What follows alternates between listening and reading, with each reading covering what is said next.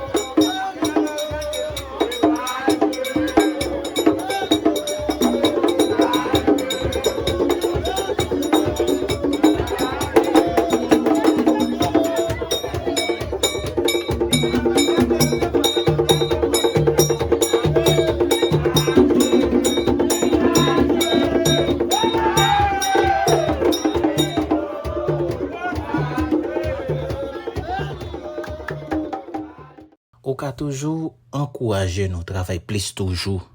Là ou fait nos cadeaux, yon super thanks. Super thanks là, c'est petit cœur qui gen $5 là-dedans là. Ou va ni cliquer là-dedans et puis ou va faire nos cadeaux à partir de $2 jusqu'à ça ou vle. Merci pour encouragement ou. Chaque peuple sur la terre béni gon histoire. Nous-mêmes, peuple haïtien, nous sommes aux côtés, nous sortis pour nous arriver là.